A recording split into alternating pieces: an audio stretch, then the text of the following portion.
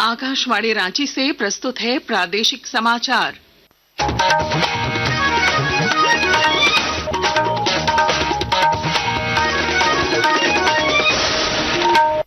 नमस्कार। प्रादेशिक समाचारों के साथ मैं पूनम केरकेट्टा। पहले मुख्य समाचार। केंद्रीय गृह मंत्री अमित शाह ने छत्तीसगढ़ में मुठभेड़ में 30 नक्सलियों के मारे जाने पर दी प्रतिक्रिया। कहा, अगले साल 31 मार्च तक नक्सल मुक्त हो जाएगा देश।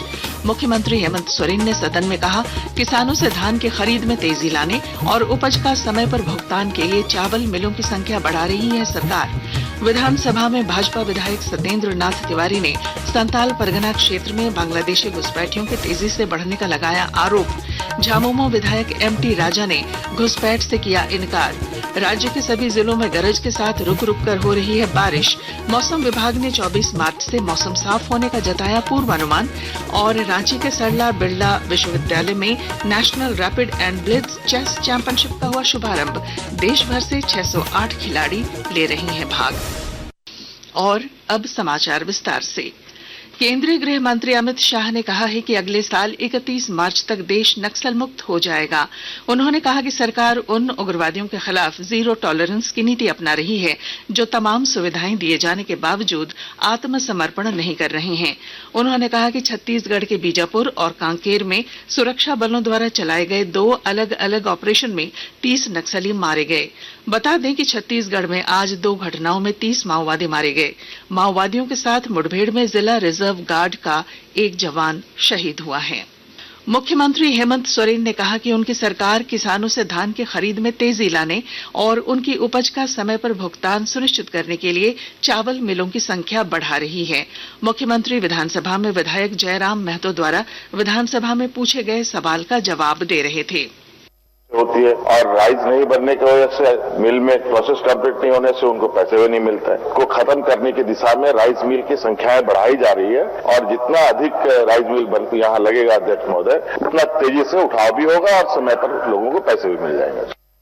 उधर सदन ने भाजपा के मनोज कुमार यादव की ओर से लाए गए कटौती प्रस्ताव को ध्वनि मत से नामंजूर कर दिया और स्वास्थ्य विभाग की 74 अरब 70 करोड़ रुपए से अधिक के अनुदान मांग को ध्वनि मत से पारित कर दिया। इसके साथ ही विधानसभा अध्यक्ष ने विधानसभा की कार्यवाही 21 मार्च को 11 बजे दिन तक के लिए स्थगित कर दी। झारखंड विधानसभा के बजट सत्र में आज संथाल क्षेत्र में बांग्लादेशी घुसपैठ पर सत्ता पक्ष और विपक्ष के विधायकों ने राजनीतिक प्रतिक्रिया व्यक्त की। विपक्षी पार्टी भाजपा के गढ़वा विधायक सत्येंद्र नाथ तिवारी ने कहा कि प्रत्येक बूथ पर यदि 5 साल के अंदर 500 वोटर बढ़ जाते हैं तो उसे बांग्लादेशी नहीं तो और क्या कहा जाए। 5 साल के अंदर में अगर वोटर बढ़ जाते हैं तो उसको बांग्लादेशी नहीं बोलिएगा। क्या बाहरी लोग नहीं है? एनआरसी से क्यों भाग रही है सरकार? डेमोग्राफी रांची का तो बदला कि नहीं बदला, पर हम ही कह सकते हैं संथाल का बदल गया। वहीं सत्ता पक्ष झारखंड मुक्ति मोर्चा के राजमहल विधायक मोहम्मद ताजुद्दीन उर्फ एमटी राजा ने संथाल क्षेत्र में बांग्लादेशी घुसपैठ पूरी तरीके से नहीं होने की बात कही। बिल्कुल भी नहीं। कौन है भाई? ये मुद्दा नहीं है, बजट सेशन काम का मुद्दा था, उस काम पे बात करना चाहिए। कोई दिक्कत हो रहा है जो छोड़ दिए थे वो लोग 160 बूथ में राजनीति की, हमको 383 बूथ प्लीज करने दीजिए। झारखंड विधानसभा के बजट सत्र के दौरान झामुमो के घाटशिला विधायक रामदास सोरेन ने राजनीतिक प्रतिक्रिया व्यक्त करते हुए कहा कि भाजपा सही मायने में आदिवासी नेता को सम्मान देने की बात करती है तो चंपाई सोरेन को ओडिशा का राज्यपाल बनाया जाना चाहिए। आज का मुख्यमंत्री नहीं बन पाए तो आज तो उनको सम्मान मिलना चाहिए। उड़ीसा का महामहिम राज्यपाल का पद खाली है। आज सही मायने में भारतीय जनता पार्टी किसी आदिवासी लीडर को सम्मान देने की बात करती है तो निश्चित तौर पर इसको अविलंब उड़ीसा का महामहिम राज्यपाल उसको बनाना चाहिए। साहिबगंज में गंगा नदी के संरक्षण और स्थानीय समुदाय की भागीदारी को बढ़ावा देने के उद्देश्य से गंगा प्रहरी कॉन्क्लेव का आयोजन किया गया। उपायुक्त हेमंत सती ने कहा कि प्रशासन जिले के 200 गंगा प्रहरियों को सशक्त बनाने के लिए प्रयासरत है। आकाशवाणी के ताजा तरीन समाचारों के लिए आप हमारी वेबसाइट news.on.air.gov.in पर लॉग ऑन कर सकते हैं। ताजा समाचार X handle @AIR news alerts और Facebook page all India radio news पर भी उपलब्ध है। आप प्रादेशिक समाचार एकांश के एक्स हैंडल @AIR न्यूज _ और Facebook page Akashvani news Ranchi, Instagram page तथा YouTube channel AIR news Ranchi पर भी हमारे बुलेटिन सुन सकते हैं।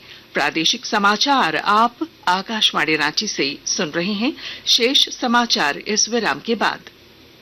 क्या आप जानते हैं काला जार संक्रमित मादा बालू मक्खी के काटने से फैलता है। वर्ष में 2 बार बिल्कुल मुफ्त होने वाले कीटनाशक के छिड़काव का लाभ उठाएं और घर के अंदर प्रत्येक कमरे और गौशाला में कीटनाशक का छिड़काव कराएं। झारखंड के गोड्डा, पाकुड़, दुमका और साहेबगंज में कीटनाशक का छिड़काव किया जा रहा है। छिड़काव के लिए अपने घर आने वाले छिड़काव कर्मियों का सहयोग करें। छिड़काव के बाद 2.5 महीने तक लिपापोती न करें। ऐसा करने पर दीवारों पर लगे कीटनाशकों का असर समाप्त हो जाता है। किसी को 15 दिन से बुखार या चमड़ी पर दाग धब्बे हैं तो आपके घर में आए छिड़काव कर्मियों को इसकी सूचना दें। स्वास्थ्य शिक्षा एवं परिवार कल्याण विभाग, झारखंड सरकार द्वारा जनहित में प्रसारित।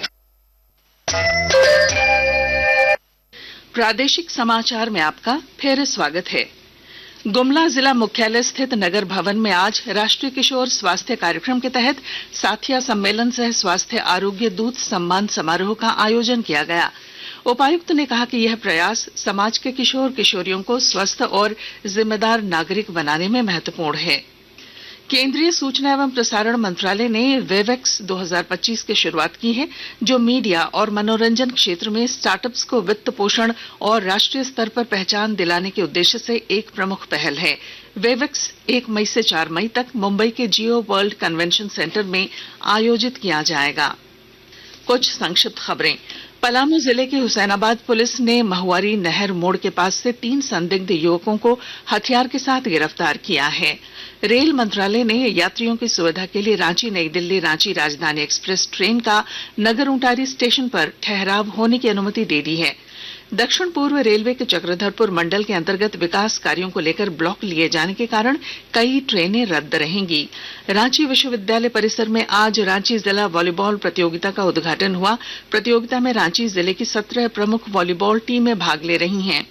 डोमचांच प्रखंड के मसमोहना में एक वृद्ध महिला वज्रपात में झुलस गई। और मौसम में आए अचानक बदलाव का असर पूरे राज्य में देखने को मिल रहा है। कहीं कहीं गरज के साथ हल्की बारिश भी हो रही है। मौसम विभाग के अनुसार 23 मार्च तक गरज के साथ हल्की और मध्यम दर्जे की बारिश हो सकती है। कृषि वैज्ञानिक डॉक्टर शैलेंद्र मोहन ने किसानों को इस वर्षा का लाभ लेने की सलाह दी है। ये जो है सो बारिश किसान भाइयों संधारणा के लिए जो गेहूं की फसल लगाए हुए हैं उनके लिए बहुत फायदेमंद है। जो गर्मा फसल लगाते, जैसे कोई मूंग लगाते हैं किसान भाइयों और सब्जियां खेती करते हैं, उन लोगों के लिए तो काफी फायदेमंद है। तो इसलिए सो इस मौसम को हम लोग उपयोग करें। तो यदि कोई किसान भाइयों फसल नहीं लगाए वो इसको लगाए और इस पानी का उपयोग करें। रांची डिस्ट्रिक्ट चेस एसोसिएशन की ओर से national rapid and blitz chess championship का शुभारंभ सरला बिरला विश्वविद्यालय में हुआ। प्रतियोगिता में देश भर से 316 खिलाड़ी रैपिड और 292 ब्लिट्ज फॉर्मेट में हिस्सा ले रहे हैं, जिसमें 50 इंटरनेशनल मास्टर और ग्रैंड मास्टर भी शामिल हैं। और अब अंत में मुख्य समाचार। केंद्रीय गृह मंत्री अमित शाह ने छत्तीसगढ़ में मुठभेड़ में 30 नक्सलियों के मारे जाने पर दी प्रतिक्रिया। कहा, अगले साल 31 मार्च तक नक्सल मुक्त हो जाएगा देश। मुख्यमंत्री हेमंत सोरेन ने सदन में कहा, किसानों से धान की खरीद में तेजी लाने और उपज का समय पर भुगतान के लिए चावल मिलों की संख्या बढ़ा रही है सरकार। विधानसभा में भाजपा विधायक सत्येंद्र नाथ तिवारी ने संताल परगना क्षेत्र में बांग्लादेशी घुसपैठियों के तेजी से बढ़ने का लगाया आरोप। झामुमो विधायक एमटी राजा ने घुसपैठ से किया इनकार। राज्य के सभी जिलों में गरज के साथ रुक रुक कर हो रही है बारिश। मौसम विभाग ने 24 मार्च से मौसम साफ होने का जताया पूर्वानुमान। और रांची के सरला बिरला विश्वविद्यालय में national rapid and blitz chess championship का हुआ शुभारंभ। देश भर से 608 खिलाड़ी ले रहे हैं भाग। और इसके साथ ही आकाशवाणी रांची से प्रादेशिक समाचार का ये बुलेटिन समाप्त हुआ। अगला प्रादेशिक समाचार बुलेटिन कल सवेरे 8:30 बजे प्रसारित किया जाएगा। नमस्कार।